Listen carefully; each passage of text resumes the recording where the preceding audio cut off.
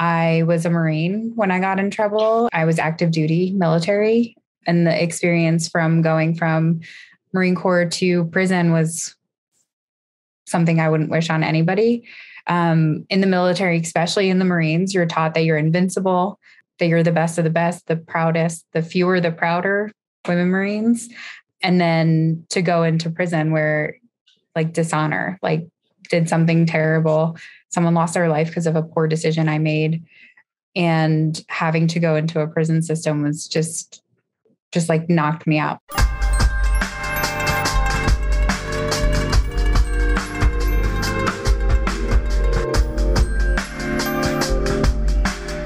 Real quick before the interview plays, I know everybody on YouTube wants you to subscribe to their channel, and so do I. It's free. Just click the button below. It really helps me out. Thanks.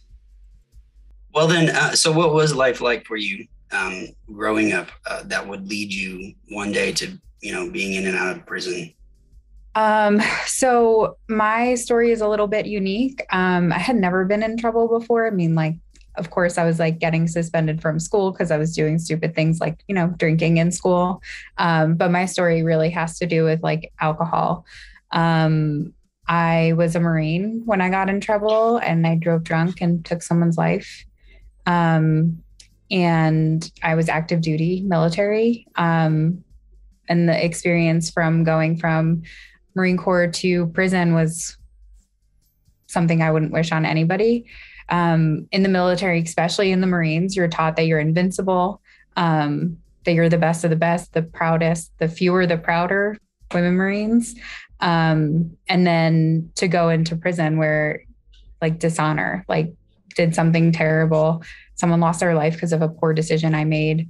And having to go into a prison system was just knocked me out. So my life was really growing up, just not what you would expect someone to go to prison. But I hear that, I think even Lizette said it on her talk, you hear that all the time. Most people that go to prison aren't people you would have thought were going to go to prison. And then there was so many other women in there that I met that had a similar crime to myself. And alcohol was the story for so many women for why they committed crimes or drugs. So addiction is a really big thing. And in my family growing up, alcohol was never looked at bad. My mom was drink at home. So you're safe. So in high school, we always had parties at our house. Me and my brother used to joke about the valedictorian of our schools, or each class, puking at our house, after graduation. And then we were just the party house growing up. And that translated into the Marines. The first time I ever went to visit my brother in North Carolina, he's a Marine as well. We were all drinking and we were having the best time. So when I went home and I didn't want to continue to go to school because I couldn't afford it. And it was a lot I was in college and it was a lot to pay for school and, work full time and go to school full time. I was going in the military seems like such a better idea because it was so much fun. That weekend I was with my brother. And it was a party, but we also worked really hard. Boot camp sucked and then, worked really hard. But it is a party time, right? Everybody drinks in the military. You hear it all the time. And that I had been part of my whole life. So obviously when I got in trouble, it had to do with alcohol and made a poor decision. But alcohol was definitely my best friend growing up. We always hung out. So. Yeah. Mm-hmm. Yeah. I remember the parents that had that opinion that, my kid, as long as they smoke weed or as long as they drink here at the house, because they're going to do it anyway. So at least they'll be here with us. I don't think that's terribly wise. I think I understand the sentiment, maybe because the parent seems like they have a little bit more immediate control on it. But I don't know about you or many other kids whose parents were like that. Whether you were home or not did not matter. You were going to drink wherever you wanted to drink. Yeah. So I did a survey, with some of the students that I work with, and probably about 5% of them are veterans. Wow. And most of them are Army of those 5%, but we do have some Marines and Navy, and a couple of times we might have some Air Force, but Here in Texas, they have a contingent on some of the units of incarcerated veterans, and they hold meetings and do different activities around the unit. So it's small, but it's also still a problem. So not having any sort of family, I guess, where you were prepped as a young person for what prison would be like. Go ahead. My dad was incarcerated most of my life, but he was not really in my life. So I didn't know anything about prison when I went. Okay. Yeah, like you said, Lisette mentioned, and several of the people that I've talked to in the past didn't live the stereotypical life that one would imagine that ended up in prison. And it's interesting for me to think about now that I have been doing these interviews, is because everyone I think that I've interviewed has either participated in some kind of college programming while they were incarcerated or upon release. But among us, if we were to be a population of people who are involved in higher education, many of us did not have that stereotypical upbringing before we entered into the prison system. Yeah. So it's now that I hear it so often, it causes me to think about some of those dynamics and what's unique about our population that's heavily involved in higher ed. So then what was the prison experience like for you while you were there? I was terrified. I'm not going to lie. I went into prison scared. I didn't know what I was going to expect. I cried a lot the first night. And then I started my first night in prison. I met a woman who had a crime similar to mine. We were next to each other in reception. And I felt more comfortable. She became somebody that I connected to really well. We were in the same unit, and became just really close, still friends today. But not as she got out a lot earlier than I did. So we're still close today, but not as close as some of my other friends that I spent a lot of time with. And honestly, if I didn't meet her, I don't know how the trajectory of my path would have went. When I was in reception in the prison, they invited me they were like, if you have your high school diploma or GED, you can place for Raritan Valley Community Colleges coming in to do a placement test for college. So right in reception, I had the opportunity. So my first couple of days in prison, after being in jail for 6 months, I had the opportunity to start my education right away. So that was pretty amazing for me. I had no idea you could have college while you were incarcerated at that point. And I was like, yeah, why not? I loved reading. And while I was in the county jail, my family would bring me books. My dog is barking. I'm sorry. But my family would bring me books when I was in the county jail. And then when I went to the prison, it cost them a lot of money to send books there. And I didn't want to keep asking them to do so. So college classes were a way for me to start reading other things without having my family keep paying for it, and phone calls and food and everything else that costs for them. So yeah, it was pretty terrifying. And I think to answer it a little bit more, I think without education, I probably wouldn't have done as well in prison. I might have gotten in more trouble or gotten involved in things that maybe I shouldn't have.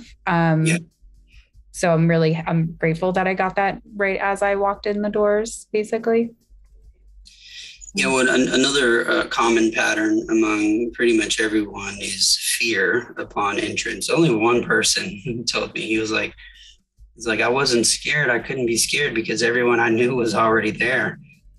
So it was just he was living that way on the streets, and he already knew what it was when he got to the prison. But most people are afraid. They're just coming into the unknown. And that was similar for my case as well. Every time I went up a level, I thought, okay, this is it. It's going to be crazy this time. I went to juvenile, and I thought it was going to be crazy riots and stabbings, and it wasn't. And then I went to city jail, and I thought, oh, it's going to be crazy. And then county, and then state prison, and then state institutional prison. every level, it wasn't as bad as I had imagined, but I went into it every time, like, tense with concern for what's going to go on. But my last time I had, the college program was available. And so as soon as I got there, somebody, it was like a cousin of mine was there, and he said, "Hey, they have college here. You should sign up for it." And so I wasn't on the unit maybe like 5 months, and I was taking my first semester of class. And for the next a little over 4 years, that's all I did, was just as much school as I could take, and racked up 128 college hours at the associate level because I couldn't do the bachelor's. And so, that's what I did. Just similar to you, my family would send me stuff, and then I was reading and doing school at the same time. And it kept me out of trouble, kept me occupied. I think that that's the thing about being in prison, you're idle. So if you don't have something to keep you occupied, you're going to get in trouble.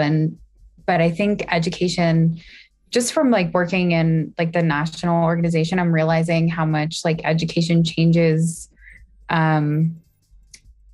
people who maybe have been more violent in their life and in prison, giving them something to work towards, giving us something to work towards, keeps you focused on something that's not violent or not idle hands or devils in the idle hands kind of thing. And I felt even so many other women that were with us taking, we all got to take this placement test, and we all got to go into college classes. And there were so many of us, 100 of us at that time, taking college classes together. And no one was getting into trouble because you would lose it, and you didn't want to lose your opportunity to continue to go to school. So, I think that is something that, a lot of the studies that focus on the relationship between education and incarceration, they're focused on recidivism. They're focused on whether or not it positively affects a person's life on the outside. Not many studies have been done on its effects on people who are still incarcerated. And I've read a few. Some are old, I read one from 1980.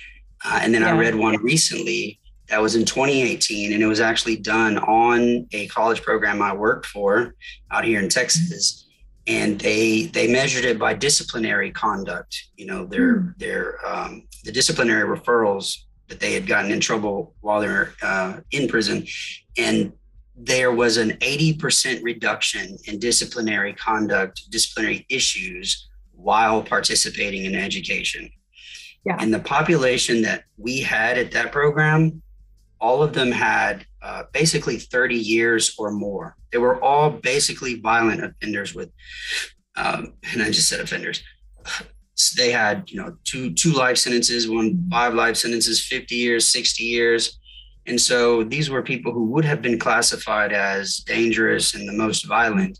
And there was an 80% reduction in disciplinary conduct just by virtue of their participation. So I've seen a few studies like that, but I don't know that people realize security knows what happens when you go to school. It's beneficial, on that level, but also, as you mentioned, the right kind of education has a transformative effect on people, almost like religious conversion. When things just start to click up here, it changes their whole way of looking at life. It's actually funny. I have a sign right here, my computer screen, and it says liberatory education. So I feel like it liberates you from whatever you've been oppressed from before, or teaches you that you can be liberated once you've been out. So I don't know. I think instead of transformation or transformative, I've been trying to use liberatory because I think to me that's a better explanation of what happened, and give me options that I never thought were ever going to be possible for me. So that's really it. There was a Christian philosopher in the 6th century who was wrongfully imprisoned because of political issues. He had a high-ranking political, this was Boethius was his name, high-ranking political position. When the tide turned politically, he ends up in prison, and he writes some famous, philosophical works. But in his case, it wouldn't have been transformation per se. It would have been more like liberation, because in the writing, in the Consolations of Philosophy, he's talking about all of these deep and meaningful subjects, that humans encounter, like free will and the existence of God and death, while he is incarcerated, meditating and writing these things out. So for him, it wasn't that he had some sort of transformation from being in prison that he didn't have already, but it was a shift in his perspective on understanding life and what he could and could not do while incarcerated. I feel like that really was like that for me, especially like learning so much more about our criminal justice system that I didn't, like I had wanted to be an FBI agent at one point, or like maybe a police officer or something. And then learning so much about how horrible the criminal justice system is and how it treats, people of color a different way than it treats white women, how women had the same crime as me and they were getting so much more time based on their skin color. Even if the crimes were so similar, like the cases were very similar. It blew my mind. I did not know that like that existed. It came from grew up in New York City and then moved out of the city about an hour outside the city. And I just wasn't exposed to any of that kind of like systemic racism. I wouldn't have even had a name for it at that time. And then now as like when I was inside, I saw it. And then coming outside, I still see it. And I have like more names for those things that I saw while I was inside that I didn't understand or didn't know what I was seeing. It kind of like blew my mind when I was there. But that's what people's lives are, right? Like it was blowing my mind because I had never been exposed to it, but people live that all the time.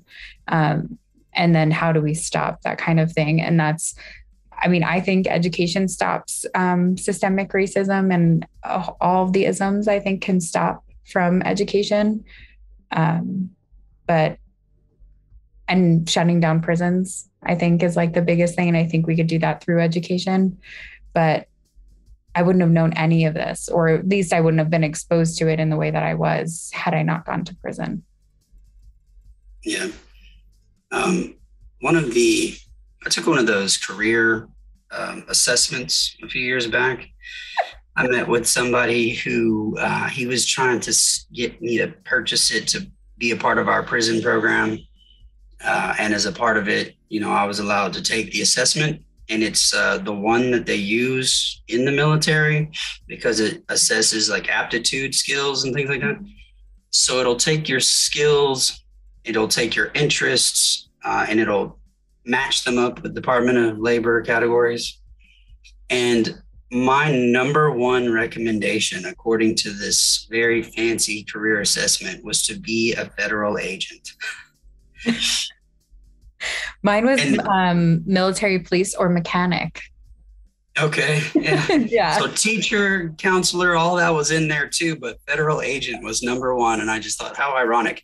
I think it was because in the questions I kept answering like I work in corrections, and so it just assumed that my different skills plus corrections equals federal agent. So I thought that was pretty hilarious. Yeah. I've taken crazy tests too. I don't know if they're accurate. Yeah. Some are better than others.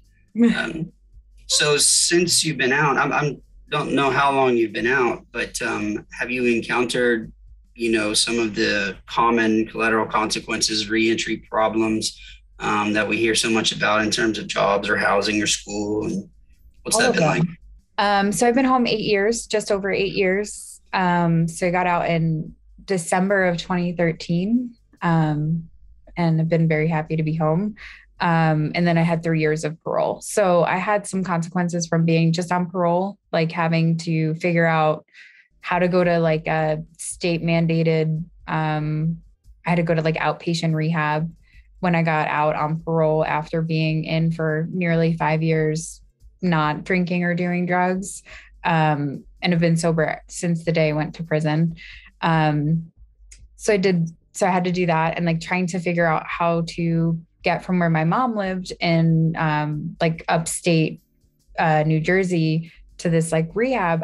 My mom had to drive me or take off work to drive me, or her friends would help out if they had time. I had to go 3 times a week. So right when I first got home, I was like caught up in this like system of ridiculousness, which is what I think it is, where they like mandate you to do these things and then don't provide all of the means necessary. Yeah. Which happens way more for people, especially people who don't have support like I did when I came home. Like I was very, like I went home to my mom and my parents helped me more than parents ever should. They helped me so much. They still would help me if I needed anything today. So I'm very grateful for them. But then moving, I went to college, right? 8 months after I got out, as soon as the semester started. So I moved to campus. I was the first person, like unofficially, like no one really knew I was on parole except for the women that lived in the house that I lived in at Rutgers. So I lived in this house called Sophia House for women who are non-traditional women who are over the age of 25 when they're going back to school. And one of the deans, I'm actually wearing a necklace she made for me today, but her name was Dean Reynolds. She got me into this house so that I could go to school at Rutgers because I couldn't afford an apartment. And I like took out loans to be able to do that. But that was an obstacle in itself because my parole officer from North Jersey would drive down to Rutgers, which is like 2 hours from where we lived. And he would like come into my dorm room with like these other women that lived in this house. Like I had my own room, but they all lived in the house, and he would inspect the fridge. He was just being like super extra sometimes. Sometimes he would just come and just sit outside. Like he wouldn't come in, but I never knew when he was going to come. So it was always like terrifying. And eventually I got paroled and like changed and like moved into an apartment in New Brunswick and had parole there. But parole would just call you and be like, you're in class. Well, I'm at your house. Get here now. And then you'd have to like leave class. I've had to leave class multiple times to get to my parole officer who was like, you have to be at your house right now. And I'm like, well, I'm in class. And like, I would always answer. And then having to explain that to your professors who you didn't tell. Some of my professors knew that I was part of the Mountain View community, but some of them I didn't feel comfortable disclosing. And one time my professor was like, you can't leave middle of class and answer a phone call and then come back in and grab all your stuff and run out. And I was like, obviously it was an emergency and had to disclose what had happened. So that kind of changed our relationship when he was like with my professor. And then obviously after school, like the biggest was trying to find a job.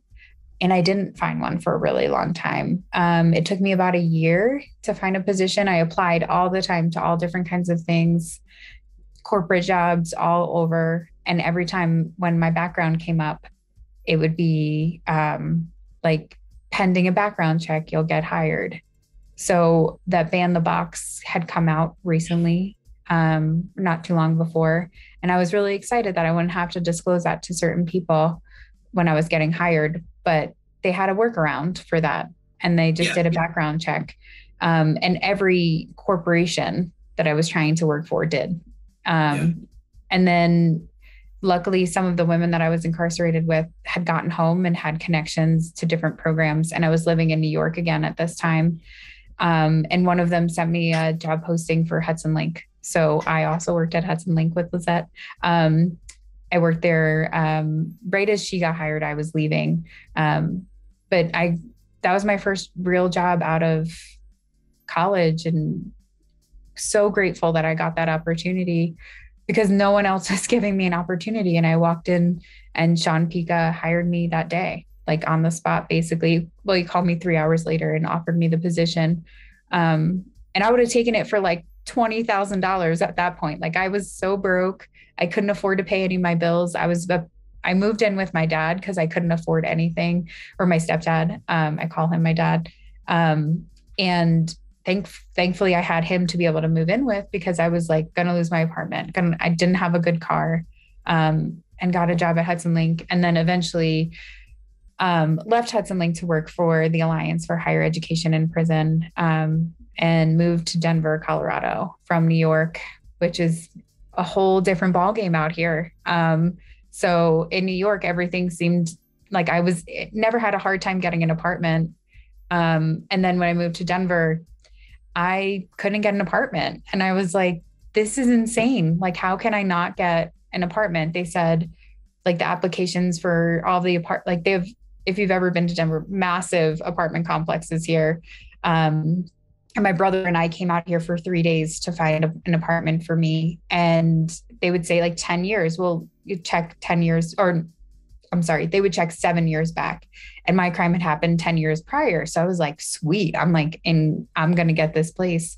So we would apply, put down the deposit, and then get denied within a few hours of them running my background. I found my apartment on Facebook Marketplace, and some guy who owned a house like gave me a chance to live here. And I had to tell him my story so he would let me. And his response was, my landlord is very strange. He was like, well, I've had 3 DUIs, so you're good to live here. That's good. And I was like, can you not drive drunk anymore? Thanks. And he's like, I don't do that anymore. I just like call an Uber. I'm like, oh, good. So that's how I got my apartment. And if it wasn't for me, like being like super honest with him, like I wouldn't have gotten it. And he ran a background check anyway, even a private house. But I've learned like since being here, there was a guy that I knew, he had a great job, was living in his van for a year before he found an apartment. And I knew him while he was living in a van. He just recently found an apartment and moved here, had a background, not friends from our community. I didn't really know him. He didn't even know higher ed and prison existed. But then he works doing, I don't know what he does, but he had a really good job and could pay for like the fanciest apartment and couldn't live there because of his background. So here in Denver, it's a lot different for housing. And those have been like the biggest things. So like finding a job outside of this field is like nearly impossible for me. I don't know if it's possible for other people. I see other people in the field working in different, other people I know working in different places. So maybe I just wasn't looking at the right organizations or corporations. And housing has just been like a nightmare. And hopefully it doesn't continue to be so terrible. Yeah.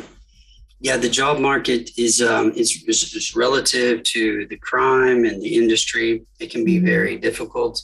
So one of the ladies who graduated from our program was out here in Houston. She immediately applied and got an interview with Amazon.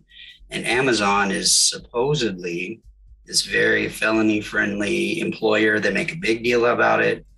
And 2 of the students from our program have gotten denied. And so she was one of them. And she was extended the offer and went to start.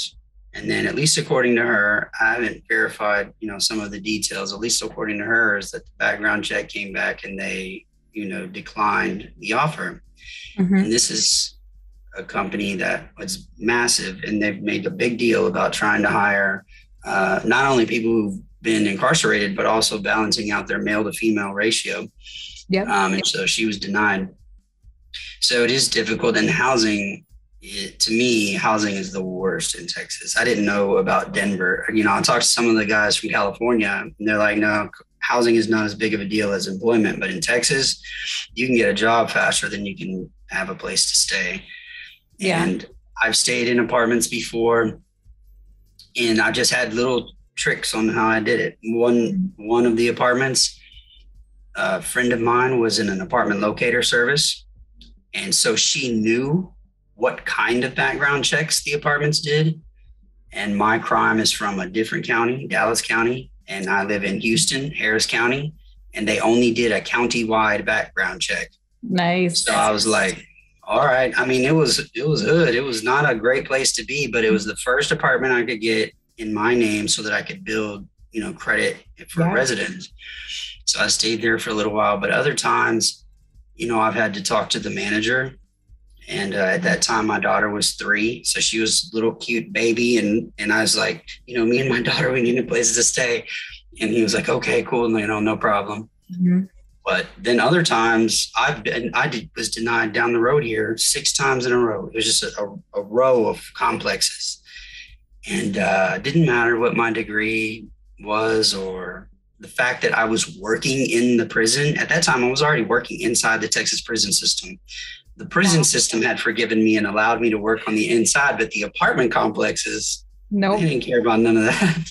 No. So, and my boyfriend and I are going to start looking for a place to live together. And he's never been incarcerated. And I've warned him, like, it is not going to be easy. And it is going to be like, if you want to live in an apartment complex, like, I'm not going to move in with you. So we have to like figure out maybe trying to find a house somewhere outside of Denver proper. Cause I live in Denver proper now and want to move towards the mountains, but I can't even get an Airbnb. So I'm like, oh yeah.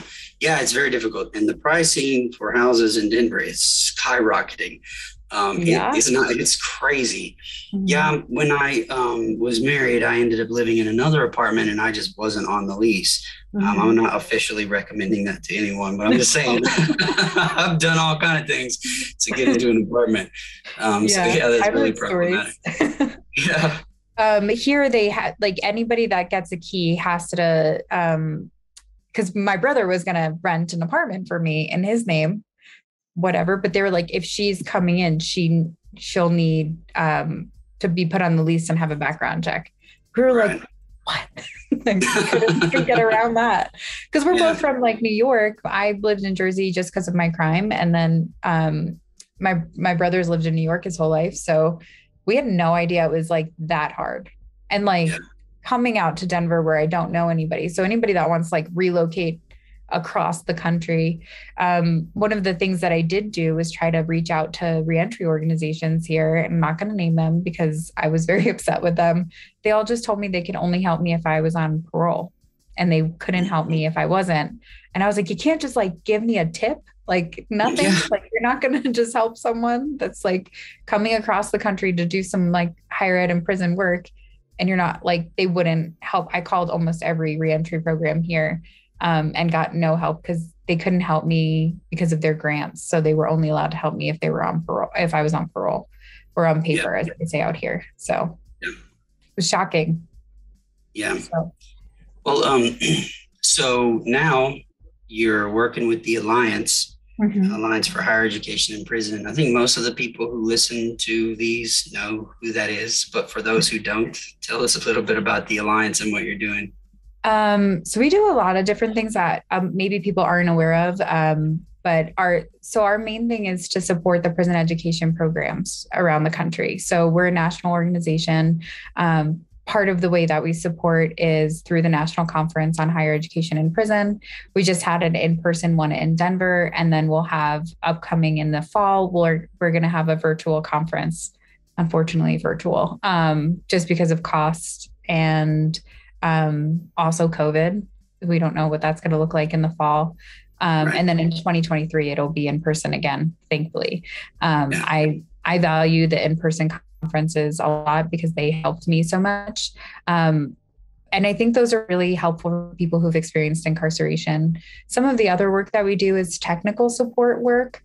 So right now we're also working with the Colorado DOC to help create, it's like a website that'll be inside the Colorado prisons that'll highlight different colleges around the state that'll accept people when they're coming home. It has a section for like myth busting. So people having any kind of like questions about when you're coming home, like, could I go to school? Can I get employed? Can I do these things? We answer a lot of those questions, and that comes from people in our organization who've been formerly incarcerated or who are formerly incarcerated. And then people in the community and also students who are in the prisons have helped us cultivate this website by asking questions and like telling us what they want to see on it so that we can help create it with the Colorado DOC. So we've done a lot of the actual work, but the DOC is like building the website. Additionally, we have a cohort. It just wrapped up at the conference, and we'll be starting a new cohort this year of prison education programs around the country. So last time we had 12 and it was a 2-year cohort. We're not sure if that model is going to stay the same where it'll be like a 2-year cohort or if it will just be 1 year. But through that, we support new programs or existing programs who are looking to learn how to run their programs better, and like collaborative resources like sharing. And we do that also through the National Directory on Higher Education in prison programs. So the National Directory is a project that was started with the Prison Studies Project at Harvard. And after a while, they stopped updating it, and we were able to take it over and redesign it to make it even more accessible for people who are looking at different programs. So it's a really good resource for family members, really good resource for somebody who might even be entering prison to figure out what prison they might go to like look at like if there is education programs. Yeah. And for me, it's a good resource to know how many programs there are in the country. So right now we know of 372 programs. And through those programs, through this website that we have, this database, we have an amazing document library, which is kind of cool. So people can upload their MOUs, which is a memorandum of understanding with the universities and DOC and or third-party models like Hudson Link or THEI. And they have like different like MOUs, their strategic plans, their communications plans. So programs can like look to see what other people are doing and replicate it or ask them to like support some of their work that they're doing, especially with new programs with the Pell being initiated again, Pell Grants being initiated inside the prisons again. That is going to start blowing up the programs. I just saw like 4 new announcements of the Second Chance Pell program starting in different prisons around the country. So it's a really good resource for that. I'm hopeful that so also like this year we're coming up with a speakers bureau. So we'll have, I think, 7 speakers to start. I think it's 7. I'm not 100% sure. And then we have a newsletter. Hopefully we'll have one that goes inside the prison by the end of the year, maybe the end of next year. And then we have a lot of social media to share everybody's resources. So if anybody has job postings, we have a community job board, and I share them on social media. So my job is communications. If you want a newsletter or like learn what's going on in the community, we share a newsletter. And I try to keep up on social media. So articles for other people in like the community, I want to share them, what people are working on. Especially like Noel Vest was just published recently, try to share some of his work. And I only have a certain amount of reach. So if anybody has anything, they want to email it to me, feel free. I can only reach so far. I only know so many people. Yeah. Yeah. I love what the Alliance is doing. I've said many times before, I was out of prison for about 13 years before I had ever met anyone else who had been out of prison and was now working in higher ed in any way. And so my first conference was 2017 in Arlington, and I happened to be from Texas, and I happened to have been arrested in Arlington. So it was very, not ironic, but just surreal, I guess, to be introduced to everyone there. And I've just been, it's just amazed and pleased to have met so many people in the last few years. And that directory, I use that directory quite a bit because I have people getting in touch with me for various reasons around the country. And that's just one of my go-to sources to say here, just study this website. I had an active interest in it 4 years ago to make sure that the institution I work for, that everything's accurate. And then I was trying to encourage all the other programs in Texas because what was there was not accurate. And I was just trying to encourage the rest of the programs in Texas to put it up there because it's beneficial for everybody if we all know what's going on. So I really appreciate the work they're doing. Go ahead. With the National Directory, especially if there's new programs in Texas, in the next couple, like I'll say 3 months, our timelines are a little not set yet because Mary's transitioning out. And we're going to hopefully be transitioning in a new director sometime before the end of the summer. So a lot of things are kind of like up in the air about the timelines, but we will have an annual survey coming out this year for the programs. And there's, like I said, so many new programs I'm seeing just coming through Gmail and like Google alerts set up about higher ed in prison. So if you know any programs there, once that comes out, please share it with them so we can get them on the list. Yeah. Definitely. Yeah, thank you. And you're right. The Pell is attracting a lot of colleges now. Here in Texas. Scary. It's also yeah. scary. Here in Texas, we're gonna do some things to try and unite a bunch of not unite, but network with the programs here in the Texas area. So more on that to come. Yes, that's good. Like a statewide network. New York and Jersey have that. So yeah. Some of ththese other states, Jersey, California, New York, they're rocking and rolling. They got a bunch of stuff going on. I know. So I'm Texas, like really, I'm like, if you're going to get incarcerated, being in Jersey was like a really great opportunity for me. My cousin was incarcerated around the same time in New York, but he was like North New York where there wasn't any college programs at the time. So I like had so many more opportunities than he had, and our lives, well, he passed away, but our lives, like when he was alive, looked so different because of the opportunities that we had and didn't have, right? So it's important to like expand. Yeah. So what does the future look like for you? What are some of your plans moving forward? Well, my personal future, I'm going to move to the mountains in May. Yeah. Actually. Where are you trying to go to the mountains? Personal future is looking very good. Yeah. Where at? Do you have an idea? Because I was in Evergreen, just here a couple of days ago.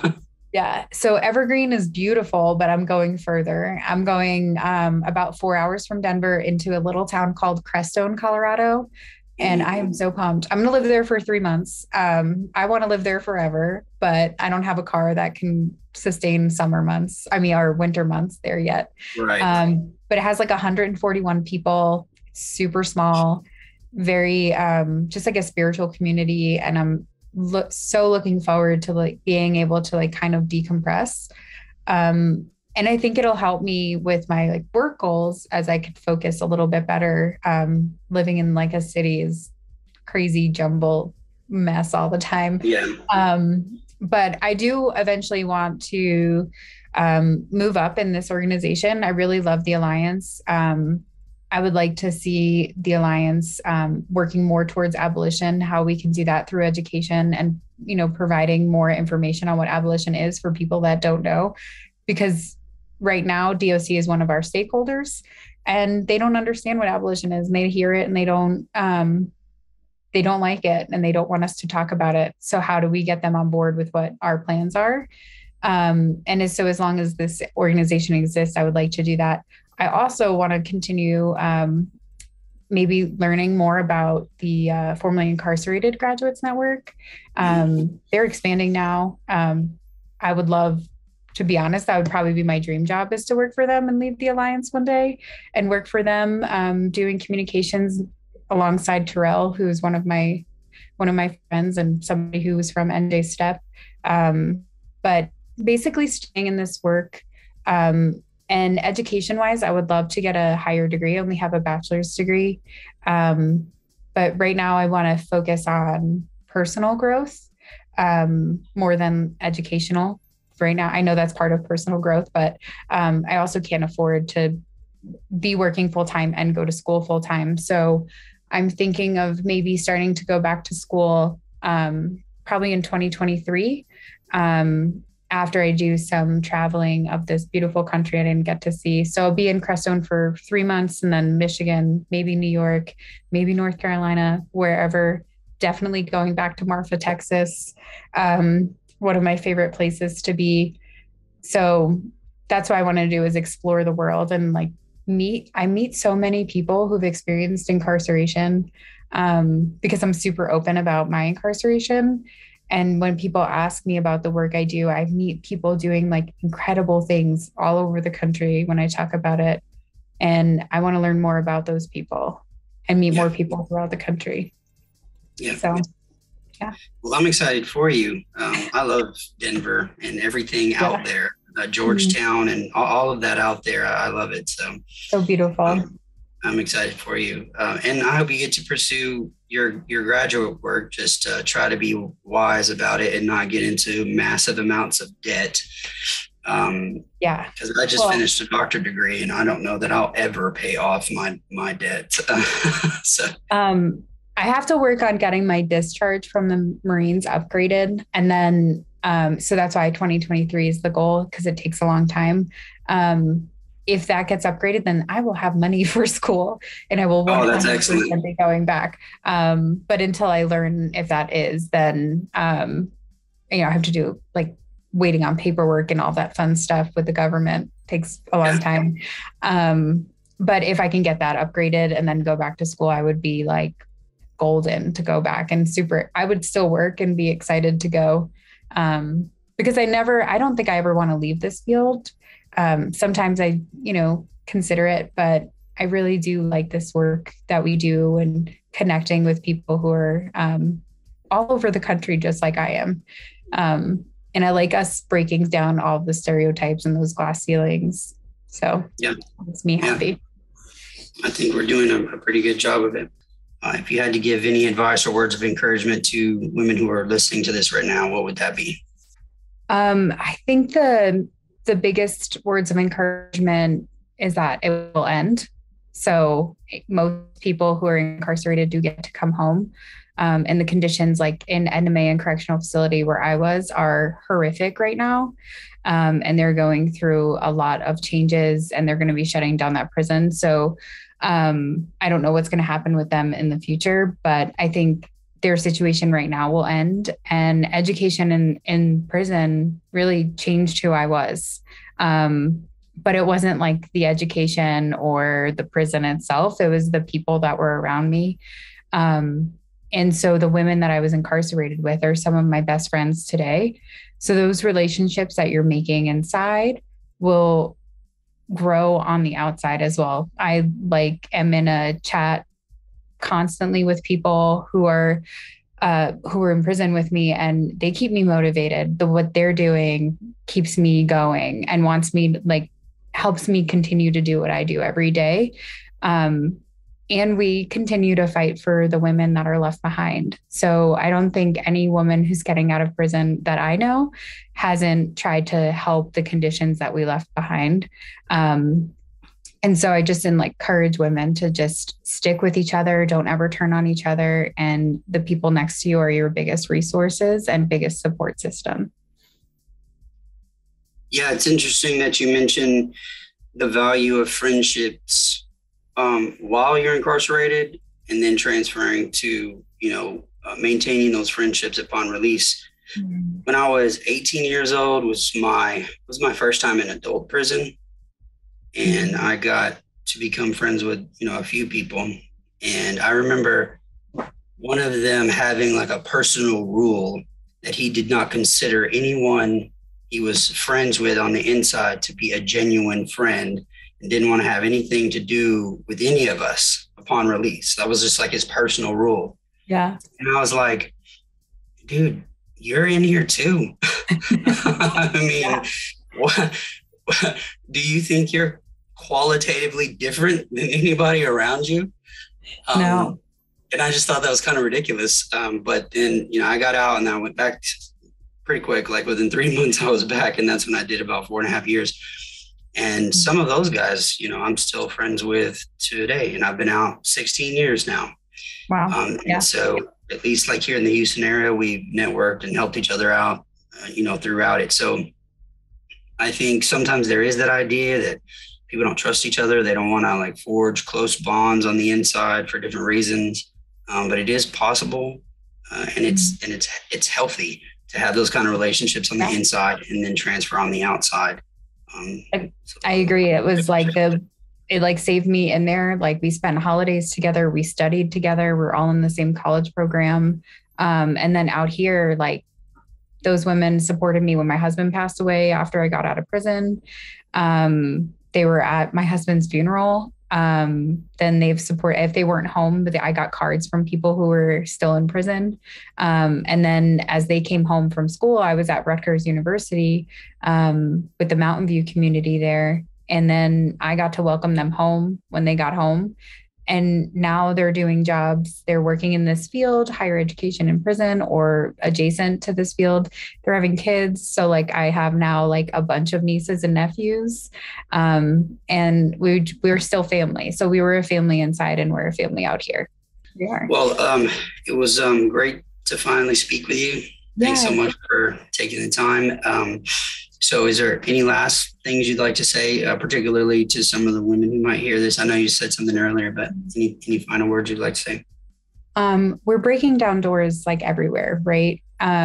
A woman, Tia Ryans in New Jersey, just became one of the board of trustees at the prison there to help make it better for the women that are still inside. We can do everything that the men can do, and we're never, not say never, we're not on like the forefront of everybody's mind when they talk about prison reform. And especially it being like Women's History Month, thinking about the numbers of women who are being incarcerated at such higher rates than men at this time. We need to stick together and help all of the women that are behind us. We need to start shutting down women's prisons and making sure that laws aren't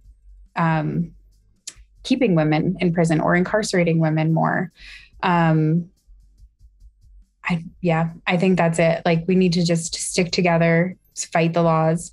One of the other things that I'm starting to learn about here in Colorado is that the laws are terrible here. Some of the laws are just like so like archaic, and laws that have gotten stopped in New York are being introduced here. Like crime prevention, like safer streets kind of laws. And I'm working personally to like start getting more involved in the politics here, specifically in Denver while I'm here. And I'll move eventually back to Denver after living for like 6 months free from Denver.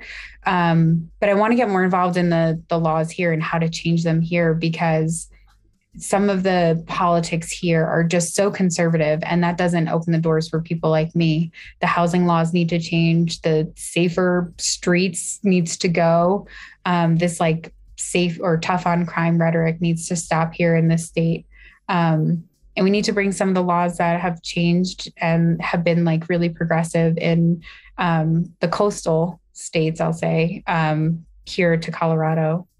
And I want to try to start working on doing those things as well, get more involved in policy. All right. Well, thanks again.